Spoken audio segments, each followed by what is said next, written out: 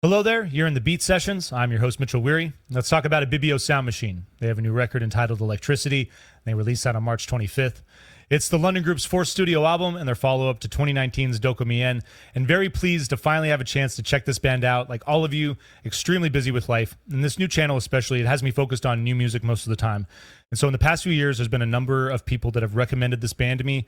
They've told me that I would love their sound, and those people were absolutely right. And when I saw this new record, Electricity, coming out, took a little extra time to listen to those other three records as well, because if you're new to the band like me, explore their catalog. Take the time. Their sound is incredible. It's so dynamic.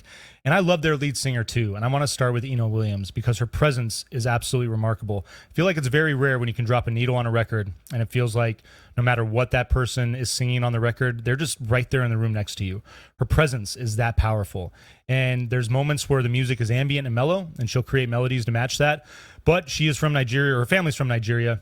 Spent a lot of time there. And so lyrically, the music will focus on issues affecting that country and Africa in general. And those moments are intense and they're powerful. And she takes on a recitative style sometimes.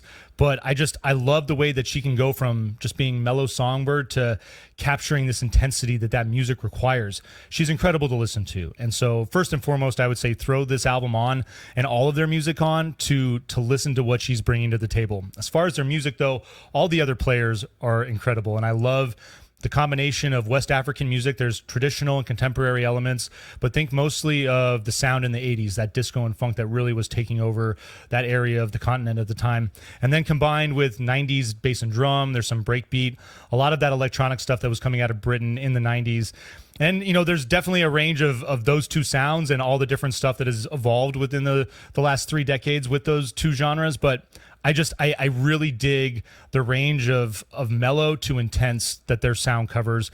And it's so much fun to listen to. It's oftentimes funky. There's a lot of great synths. And the horn section, the brass section that this band has assembled is remarkable to listen to. And anytime that they're playing on a song, they're almost just the highlight. They almost just steal the show. So musically, I dig everything that's going on in this record and would encourage you to check this band out. This record kicks off with Protection from Evil, funky bass. It's balanced with this bright driving synths. I really like the way that this song opens up the album. It's got that vibe, that feeling of an album opener.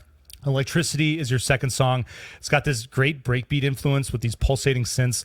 I love the lyrics. The horns are incredible as well. And it's almost got this light industrial influence as well. Again, you talk about the range of electronic music and the range of West African influences on here. And it's just so much fun to see the way that these guys blend all that. Casio Yak Nada Nada is your third song. It's really just got these fuzzy synths, mellow, funky bass. It almost kind of reminded me of just like alternative rock. I think of Santa Gold was the first artist that came to mind when I threw this track on, but I like that alternative rock feel that's involved with some of that electronic stuff on this. Afoken Doko Mien is your fourth track. Is beautiful, gentle melody. Definitely a lot of traditional stuff going on this record as far as the West African influences, but great backing vocals as well. And this song it's ambient and very mellow, and reminded me a little bit of what the Postal Service does when they're putting out records, if they ever put out another record again. All That You Want is your fifth song. Stellar song. I've heard criticism that this is maybe too poppy for them. Throw that out the window. I dig that they're just enjoying themselves on this song. This song, it delivers the goods. Excuse me, funk, disco, and you talk about the horns. The horns on this thing are just remarkable to listen to. An exceptional track, definitely one of my favorites. Want to See Your Face Again, your sixth song, getting back into a little bit of that ambient feel. Very minimal intro. But you get this like thick 90s house beat that kicks in, and steel drums. I really just like the balance of different instrumentation there, and the way the song starts off, again, kind of mellow and minimal, but kicks in and delivers. 17, 18, 19, your seventh track, 80s synth percussion. It's got this sci-fi feel, very interesting, leads into Truth No Lie, which is going to capture that feel, except that track has a really nice guitar solo that I definitely would pay attention to when you throw that on. Oyoyo is your ninth song, definitely more of a traditional African influence there, and this is what carries this album so well, is just the way that all these different genres are balanced, and you never know what to expect when the next track comes on. And so I really dig the layout of this record and the way that it's coming together. The continuity of it as well is just, it's remarkable to listen to. Something We'll Remember is your 10th track. It's got this disco funk, a little bit of Nintendo core to it.